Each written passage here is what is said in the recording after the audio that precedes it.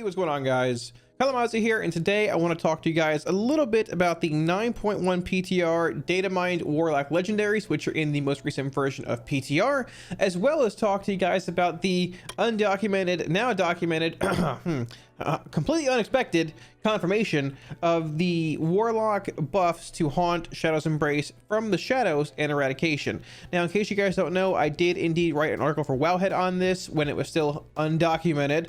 That was published about a day and a half ago or so. I'll have a link to it in the video description. It covers a lot of the more in-depth reasoning as to how reasoning, I guess, just math as to how strong this effect is for Destro, Demo, and AF. We're going to talk about it a little bit today, but like I said, I also want to talk a little bit about the legendaries, because some of them, well, one of them is really strong, but it's not as strong as it seems. It's not going to go live like that. But with all that being said, let me know what you guys think about legendaries and things in the comment section below. I'm curious to get you all's thoughts on them. If you guys would like any Week Wars profiles or add-ons you see here, you can grab them for free off my Twitch. If you want to swing by, hang out, ask any questions anytime, feel free to do so. Also, want to give a huge shout out to all my patrons. Thank you so much for support. Heads up, the 9.1 Warlock spreadsheet is indeed live for patch 9.1 and Sanctum of Domination. The tier 3 Felguard rank or higher of my Patreon does indeed get early access to that spreadsheet. With the last few bosses being tested this week, barring Sylvanas, and getting into mythic testing, I will indeed be expanding upon that even more so in the, I guess, the coming few days. With that being said, let's get into the video, starting off with the legendaries and my thoughts on them so far. So starting off with the Necrolord legendary Shard of Annihilation. Decimating Bolt also increases the critical strike damage or chance and damage of your Demon Bolt, Incinerate, and Shadow Bolt. It'll also be Drain Soul, most likely similar to playing, Drain Soul versus Nightfall as AF, by 15%. Now, the big thing here is that this is still a single target based ability. Necrolord doesn't really have much reach. Keep in mind, Incinerate with Fire and Brimstone and Destro does have a nerfed damage amp to it. So Fire and Brimstone's still garbage. It's still not very good.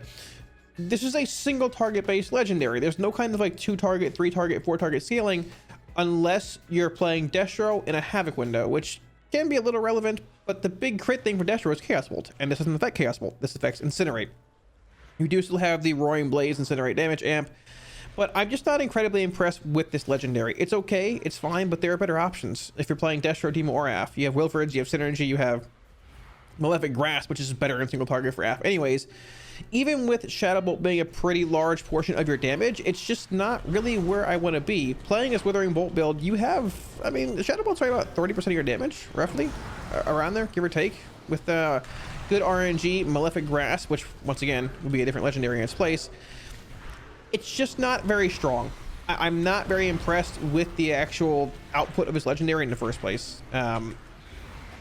The big question people have, is it going to affect 3 Shadow Bolts, 3 Incinerates, 3 Demon Bolts?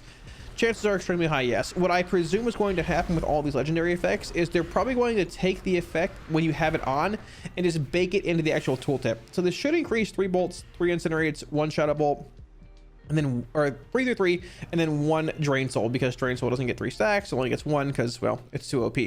I'm not a very big fan of this legendary. I was hoping for potential maybe 1 or 2 Covenant ability overhauls because of just the delay in Warlock legendaries coming out, but we really didn't see any. And starting off with the Necrolord one, I'm not very impressed. Necrolord's a cool Covenant. I was hoping to have some value in the legendary, maybe sway us a little bit towards playing Necrolord potentially, maybe, but with it being just a pure single target legendary, pretty much no real AoE Mythic Plus implications, I'm not a very big fan of Shard of Annihilation. If it stays in this current form, buffing these 3 abilities with crit chance and bonus, it probably could very well just use a buff. 15% even on its own, excluding all these single target AoE stuff, doesn't seem incredibly impactful. Even playing the huge Demon Bolt builds, it's nowhere near as good as playing Decon. Shadow Bolt does hit pretty hard, but that's a Withering Bolt tuning issue and not a Shard of Annihilation issue. Not a big fan of the Necrolord one. Let's talk a little bit about Night Fae. Shifting gears from a bad legendary, talking about the Night Fae Decaying Soul Satchel effect. Each target affected by your Soul Rot increases your haste and critical strike chance by 50% for until cancelled. So with the until cancelled ability being, with that wording, I assume this probably is, number 1, going to be affected by your Dark Lair and other effects that extend Soul Rot. Basically your Dark Lair, but if something weird is in game like that, that could be a thing. I would assume similar to the Shard of Annihilation legendary, they probably just alter the tooltip if you have that actual legendary on. So keep in mind, you know, your Dark Lair baseline Soul Rot, you're looking at what, 8-ish seconds. Dark Lair, about 15-ish. So you're looking at essentially double this effect while you're playing Affliction. And keep in mind, Dark Lair, 2-minute cooldown, not 3. And you're going to have this Soul Rot window basically every minute regardless. However, I have bad news. There is no way that this legendary goes live with even half the power that it says right here. A 50% increase to your haste and crit is so incredibly OP. It's one or two things have happened here. Number one, this effect has either been data mined improperly, which is possible. It happens from time to time. Or number two, it was data mined properly, just Blizzard has not put like tuned or decided on the actual value they want this legendary to give per target with Soul Rot. I'm assuming something along the lines of like 5% maybe for each target affected by your Soul Rot, and even that sounds a bit excessive, because keep in mind Soul Rot is a 1-minute cooldown, which also affects Rapture windows, gives you Grove Invigoration through Nia, Field of Blossoms through Dreamweaver. What does this sound like on a 1-minute cooldown? It sounds like a busted power infusion. It sounds like a PI that gives you roughly 20% haste and 20% crit every single minute. And that's if it goes from 50% to 5%. So the question is, how much haste and crit does Blizzard want you to get per target affected by your Soul Rot? Now, if it's 5% haste and 5% crit every minute or so from it, I don't think the effect's going to be very strong in single target. You can use it, it's fine, but it's not going to beat out Malefic Grasp. It's probably not going to beat out Synergy. 5% haste and crit, it's okay. It's fine. And having it attached to your main cooldown or your main Rapture window, if we still have those come 9.1, is solid. But I don't think it's going to really be your de facto go-to single target legendary, because I mean, well, you're going to have it basically every minute, but how big of a difference does 5% haste and crit make? Not a crazy amount. The interesting thing though happens depending on the tuning when you're in Mythic Plus, because keep in mind, Soul Rot will hit 4 targets total. If you have 4 targets, it's gonna apply 4 Soul Rots. We got 3 here. Let's say it's 5%. That's 5, 10, 15% haste right here on a 3 pull, which is a pretty small pack when it comes to Mythic Plus terms. You're looking at a 15 to 20% haste and crit amp every single minute attached to your Soul Rot. That sounds excessive, but the single target variation of this effect sounds subpar. So I really don't know what they're going to do with this. I would assume they could probably go as low as like 2.5%, which would still mean a 10% amp to your haste and crit every minute in Mythic Plus. But 10% versus 20%, there's a pretty big difference there. I'm hopeful for Decaying Soul Satchel to be really good in Mythic Plus, because, well, you know, hey, 9.1, Seed of Corruption, Sow the Seed spam is looking pretty fun, pretty exciting as AF. And even outside of AF, this 20% haste and 20% crit is really strong. Also, Demonology. You might not have your minute Tyrant because you're not playing Wilfrids if you're playing this effect, but hey, the extra haste, extra crit, I mean, it lines up every other Tyrant depending what you're doing. The effect has a lot of potential. This is the one I'm most excited about for Warlocks heading into 9.1, but I don't want you guys to get your hopes up, because 50% crit and haste, it's not going to happen. It's basically a placeholder at this point. What's the point of even giving somebody 200% crit in a 4 target setting? 200% haste, it's going to be a bad thing. You're going to run out of mana. Hit that GCD cap again. So this is going to be nerfed, tuned, whatever, what have you, but we don't really know as to how much at this point. But Decaying Soul Satchel does have potentially a single target implication. AoE though is what I'm more interested in. It's sort of the polar opposite of Shard of Annihilation. What I would really like to see here is something sort of similar to Soul Rot, where it deals twice the damage like your main target and then like half to the surrounding targets. Maybe have this legendary give like twice the amount of haste when you hit one target, or when you hit one target, and like, you know, maybe a more but a lesser percent per target hit if you hit 2, 3, 4. That would be really cool and help tune this effect a lot more. I am most excited about Night Fae, but with that being said, actually, this is probably not a very good transition because Venthyr is just bad. But let's talk about Venthyr nonetheless, because it's the coolest Covenant, I guess. it has that going for it.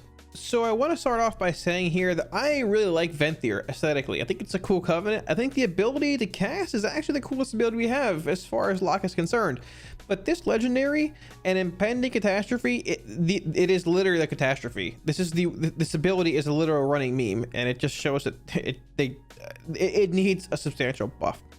Impending catastrophe's final explosion damage. First of all, this is worded very weirdly. Final explosion damage is increased by 50% plus 10% for each enemy target hit on the way to its final target. The wording on this effect is very, very odd. Contain perpetual explosion. So the way impending catastrophe works, I have a line of targets here. We can go over here. I'm going to cast my catastrophe on this target. I'll clear the meters here.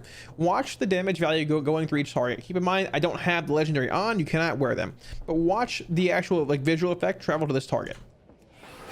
There's the bomb. 1, 2, 3. So it does indeed hit them. There's no curse application here or down application because it's too far. Now, the wording on this legendary sort of implies with final explosion, the explosion applies the dot, but it's not referring to that. The final explosion is the final target that it hits after traveling through these.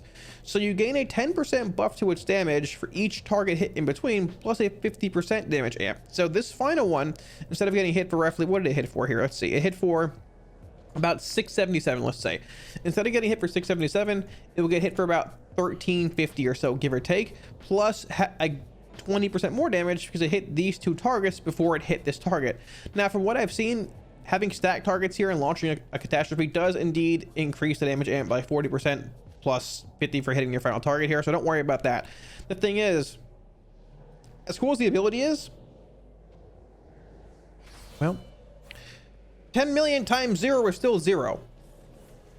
The ability still doesn't deal any damage. I was talking to THC before this, trying to clarify what's going on with this ability. This is apparently the top Hungering Destroyer log from a Venthyr Warlock. Don't look at this. Look at this. This is the amount of damage impending catastrophe dealt in single target. 0.23% when it comes to the impact explosion damage of impending catastrophe.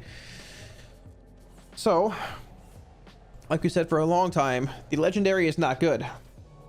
Let's say you get 25 targets in a line somehow and then finally hit your last target. It's still not going to hit very hard. 8 million times 0, unfortunately, is still 0. The fact that his ability isn't dealing damage in the first place just sort of invalidates the whole legendary effect. This is sort of like it's weird because it has like a single target damage amplification to it, because the final explosion deals 50% more damage. So if you're hitting one target, it'll still deal, okay, this actual parse here, it'll deal 0.46% instead of 0.323 roughly.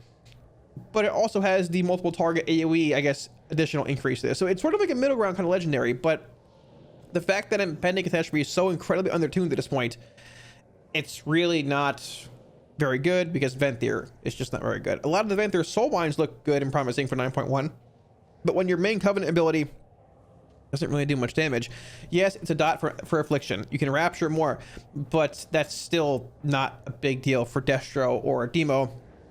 The fact that your main covenant ability just doesn't do any damage in the first place means making a legendary that increases its damage by a lot still means it doesn't really do anything. Also keep in mind that with less than 4 hours before Shadowlands went live in December or whatever, they nerfed the damage value on impending catastrophe by like 70% or something, like the explosion damage. Like, I don't need your whole life story. The actual explosion damage, like 70% or something. So they nerfed the ability multiple times, and they're trying to return it to a pre-nerfed form on where it was on beta, when it was still garbage through this legendary. I like Venthyr a lot. I have always had high hopes for impending catastrophe, but it's just a catastrophe. For some reason, they don't want to buff the damage on it. The AoE curse application is really solid. It's relevant and plus it's helpful, but when you have the choice of playing Night Fae, which even excluding their legendary does more damage, brings you Grove Invigoration, is more relevant, or even playing Kyrian for shard gen, which we'll get to in a minute here, or just playing Necrolord, why would you choose Venthyr? 8 million times 0 is still 0. Please buff impending catastrophe. So the final legendary here, Languishing Soul Detritus. I actually don't even know what that word is. I've never seen it once in my entire life. When Scouring Tide generates soul shards, gain 100% increased critical strike chance for 8 seconds and 100% movement speed. The movement speed is nice, I'll be real. Typically these effects are overlooked a little bit, but the big thing here is the 100% increased critical strike chance for 8 seconds. Now, I don't have a Kyrian character on PTR. For some reason, they never enabled template characters. I don't have a Kyrian lock. I can't change covenants because the quest line makes with all the quest givers not swap covenants. I can't play Kyrian to show you guys. But the cool thing is we can look up Scouring Tide and talk about the effects. So for those of you who don't know, Scouring Tide puts a dot up. It deals arcane damage over 18 seconds. If you kill the target, if it dies with the ability on it, you get 5 soul shards. If it doesn't die and the dot expires, the cooldown is reset, so you can reapply your tithe. So basically it's a permanent dot for the most part, or if a target dies, it goes on cooldown for, 40 seconds, whatever is raining on that, but gives you 5 soul shards. This legendary has potential. I don't think it's going to be, hopefully, I don't think it's going to be as good as Night Fae, but the thing is, 100% crit is it's a lot of crit. And keep in mind, Chaos Bolt scales with critical strike chance. Now, the weird thing here, it says when Scouring Tide generates soul shards. So the one thing I don't like about this legendary is that it is 100% dead on patchwork fights. Because on a patchwork fight, there's going to be one mob that dies. The boss. When the boss dies, the fight's over. So this legendary is 100% dead on patchwork fights because you're never going to get shards because nothing's going to die until the boss does. On fights where you can get cleave value or ads are going to die, this could potentially be a very, very, very strong destruction legendary, because keep in mind, Deathstroke can havoc Scouring Tide. If I had a Tithe here and a Kyrian, I'm not going to be able to do it. You can havoc your Scouring Tithe. So let's say this is your main target here, right here. This ad spawns. You can put up your havoc on 1. And then if one target dies with Scouring Tide applied to it, you get the 5 shards back. But if this other target doesn't die, the cooldown resets on Scouring Tide. You can just reapply it here. So you can get the full value of 5 shards, dot refresh, and then also get the legendary effect, which is really strong. A 100% increase to your crit chance is massive for Chaos Bolt. And even outside of that, if you're not playing Destro and playing this for whatever reason on a certain fight, that much crit is big across the board, but hands down the spec that gains the most is Destro here. And typically when you're playing Destro, you're not really playing it in a patchwork setting. Now, its single target damage is not bad, but Demo's better. AF is better than Destro single target. So Languishing Soul, Detrius, whatever this word is, actually has potential. I'm excited for it. Hopefully over the next few builds we can make it and craft it and play with it in testing. It has potential, but also Cinders is just really good for Destro. Madness of Azakir could be really good this coming tier for Destro on certain fights, and you have Wilfred's, which is also not bad for Destro. So I'm excited about Languishing Soul, Detrius, whatever this word is. It has potential. It's worth keeping an eye on. But if there's one change I could make, I would rework it somehow to just give value, maybe half the value, in places where you don't have things, where you have things dying. Because like if you're on a patchwork boss, this is literally a dead effect. And looking at next tier, it could be a dead effect a good bit of the time.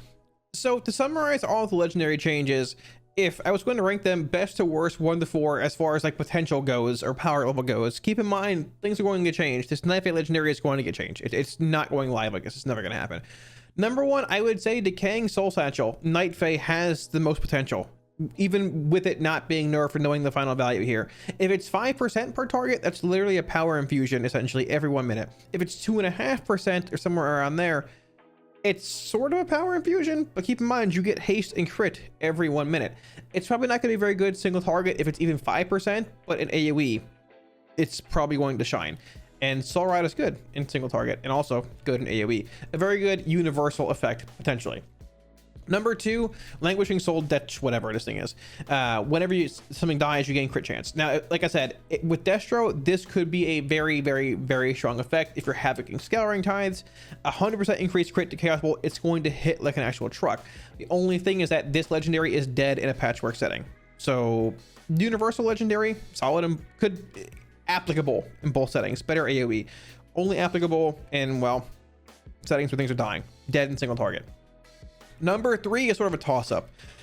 I want to say Shard of Annihilation because I like Necrolord. then again, I like Venthyr. The thing is, I just don't, if they're really trying to tune Covenants, I just don't see Impending Catastrophe and Venthyr going live as bad as it is. There has to be some kind of buff to Impending Catastrophe. And if it is a substantial buff, then this effect could potentially gain a lot of value, because it's a chance in AoE settings and things for this to gain, well, a lot of value.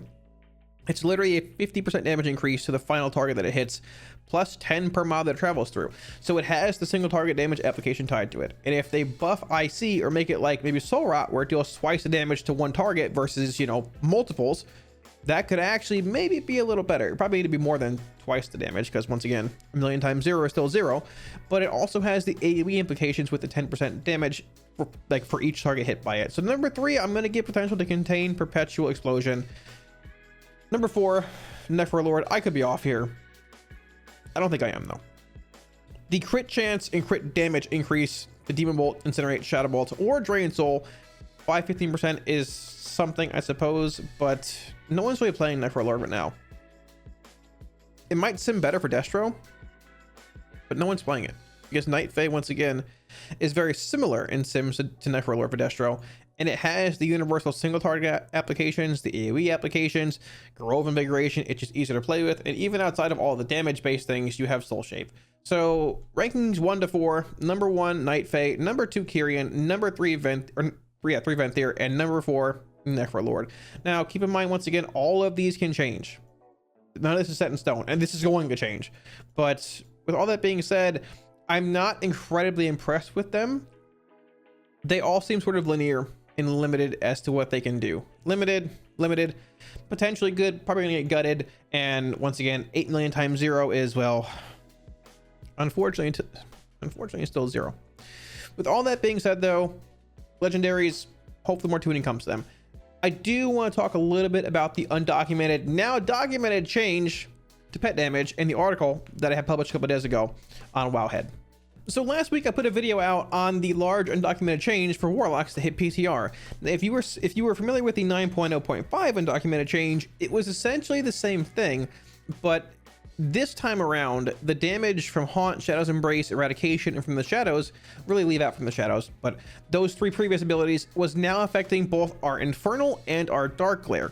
This article went up the day before PTR release. Wowhead, thank you again for giving me the opportunity to write this article. If you guys want to read the article, there's a link down in the comment section below. The next day, 9.1 Chains of Domination full PTR notes.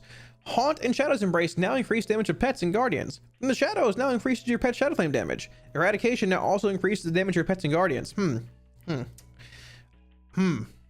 With that being said, regardless of that coming out a day later, this article that I wrote, if you guys didn't watch the video or didn't hear or didn't read the article, it breaks down more of what the actual damage increase looks like per spec. Now, there's a lot of information here. I cover a lot on the interactions, like Shadow's Embrace being removed for Dark Caller, the single target loss, because let's be real here, Shadow's Embrace is not the same as Dark Caller in single target, but the change to Dark Caller does add a bit of extra value to this change because you get more I-Beam value, albeit I-Beam still hits for, well, not a whole lot, but it's there.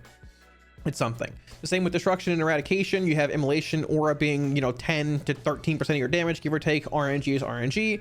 But the 2-minute Reign of Chaos, Ruby, Dark Soul, Wilfred's build, well, Eradication buffs your Infernals. And with Infernal Brand, you get more value out of each Infernal because of Eradication stacking, and the more melee damage, the more Immolation Aura damage. It just stacks and compounds upon itself. I really want to keep an eye on this build because it looks pretty spicy, potentially, next patch, depending on how things go tuning wise with a few other fights here and there. The big thing though, Destruction.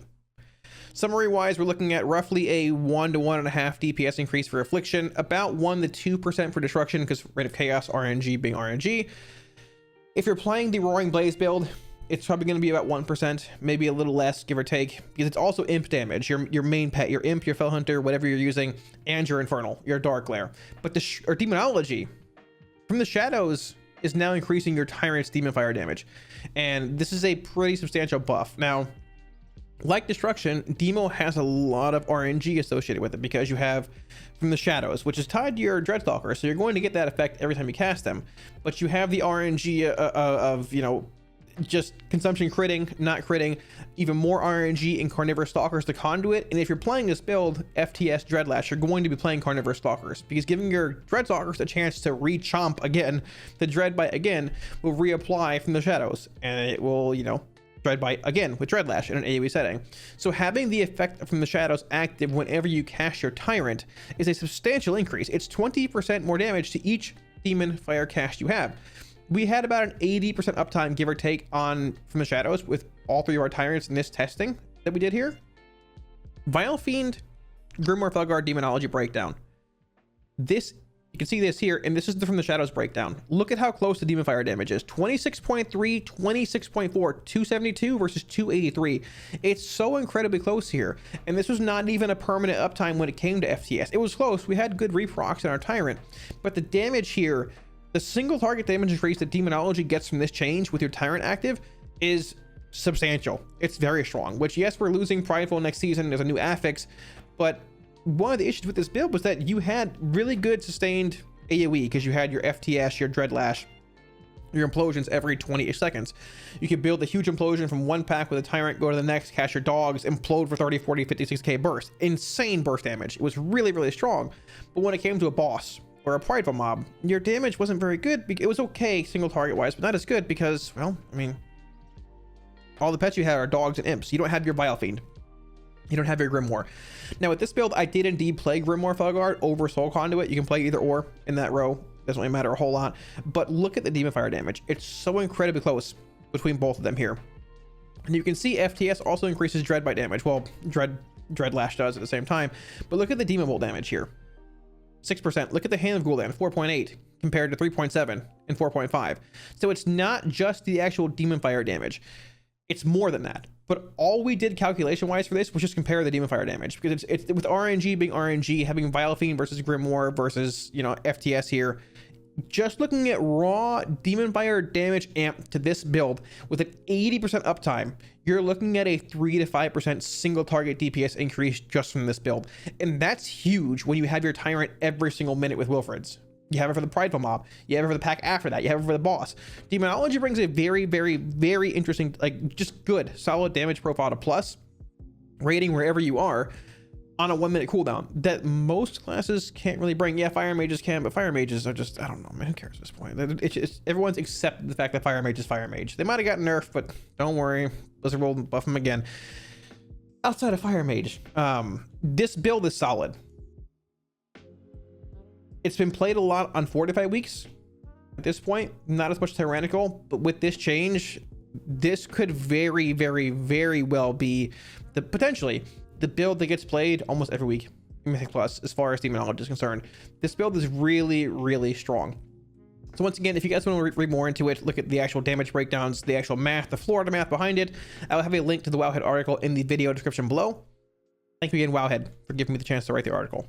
Thanks for watching, guys. Now, like I said, I'm not incredibly impressed with the Warlock Legendaries out there, but there's still plenty of time for them to be changed, altered, tuned, and that's not even just Legendaries. That's Covenant abilities like Impending Catastrophe that could hopefully, will potentially, hopefully, maybe be buffed, and more changes, hopefully, also coming down the line. Now, over the next week or so, I will indeed be updating the Warlock feedback document for 9.1. I wanted to wait for most of raid testing to be done, and hopefully Legendaries to come out, which they essentially have now. In this most recent build, Warlock didn't really get a whole lot of changes. I want to give some feedback on Destro, a little bit on Demo, even though I think we're just sort of beating a dead horse now, and definitely some feedback on Affliction, because this current version of AF, it's cool, but it is one of the most tedious specs I've played in a long time. Let me know what you guys think of the new Legendaries, and I guess just the undocumented, now documented pet changes in the comment section below. If you have any questions, feel free to drop them down there as well. I will be sure to get back to you. Any Week Wars profiles or add-ons you see here can grab for free off my Twitch. Swing by, hang out, ask any questions anytime. Feel free to do so. Also, once again, heads up, the 9.1 Warlock spreadsheet is indeed now live. The tier 3 Felguard rank of my Patreon or higher does get early access to that. Thank you so much, all my patrons, for all the support. Really appreciate it, guys. If you want to see more content and help support the channel, be sure to smash the like and subscribe buttons below. Helps out a ton. Thanks again, dudes, and I will catch you all again soon on stream. Peace.